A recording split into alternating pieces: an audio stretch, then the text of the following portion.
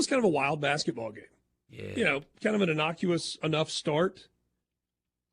Back and forth early. Texas A&M was up 9 with 3:13 to play in the first half.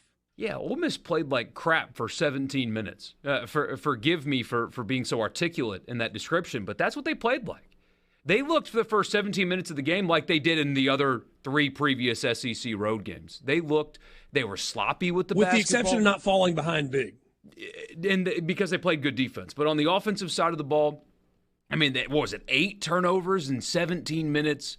Missed a lot of shots. Just really bad offensive basketball. And, I mean, there's no way that you were watching that and you couldn't think, well, there they are again. For whatever reason, they just can't execute offensively on the road. So good at home on offense, but when they leave the pavilion, they can't do it. And then they're like, hey, Borky, why don't you just shut up for a second and watch us play basketball? It was like that's what they said to you. Yeah. Because they closed the half on a 13-2 run that included a 10-0 stretch there, and Matthew Morrell's buzzer at the 3 gave them a 2-point – or I'm sorry, not his buzzer at the 3. Matthew Morrell's 3 at the buzzer of the first half gave Ole Miss a 2-point lead going into the locker room. That makes more sense, right? You almost had it. Yes. It does, yes. Ole Miss continued that momentum out of the locker room as they kind of blitzed A&M in the first 4.5 minutes. And with 15:33 to play, the Rebels were up 11. But as is usually the case, especially in conference play, the home team, if they're trailing, makes a run. And that's exactly what A&M did. They erased that 11-point deficit over the next 6 minutes and 22 seconds and retook the lead with 9:11 to play. And from that point, really until the end of the game, it was never more than a 4-point game.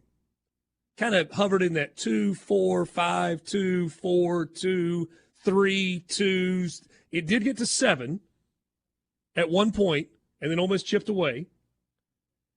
And Ole Miss went up 2 with 1:24 to play in the game. So 1:24 left in the game. Ole Miss got the 3 from Jalen Murray. No, I'm sorry, from Brandon Murray. Brandon Murray hit the 3. Shoot, that's in the first half. I'm sorry. I was looking at the wrong spot on the... Yeah, so Jalen Murray hit the 3 with 22 seconds left. Yeah. Matthew Morrell made a 2-point jump shot to put Ole Miss up 62-60 with 1:24 to play. Ole Miss would never surrender the lead. A&M got it within 1. They tied it. Then with 22 seconds left and the shot clock winding down, Juju Murray hit the 3 from like 25 feet, put Ole Miss up 3. Shot that thing from Dallas. A&M hit 1 of 2 free throws with Boots Radford at the line, so it was a 65-63 game. They had to foul. Alan Flanagan made 2 free throws, put Ole Miss up 4, and then Wade Taylor the 4th, like just falling away on the wing, just a beautiful 3-point shot. Made it a 1-point game, 67-66. Jamin Brakefield hits 2 free throws. Matthew Morrell hit 2 free throws at the end. Ole Miss wins it 71-68.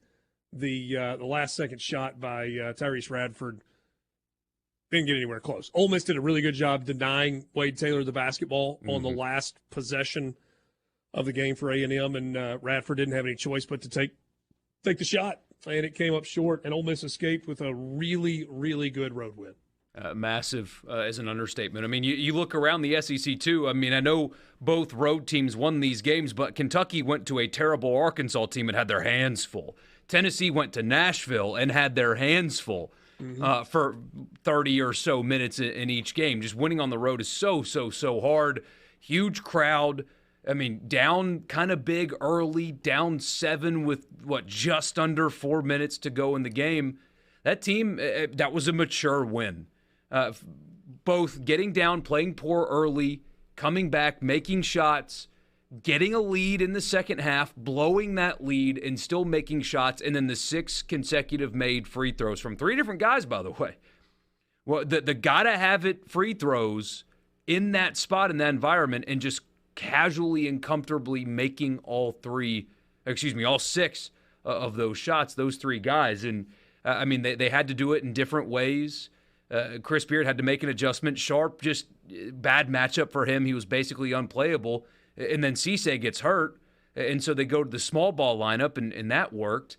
It just different guys doing different things, a ton of offensive rebounds. It was a very mature, mentally tough, whatever adjective you want to use, type of win, because they didn't have their best game. They didn't play their best game.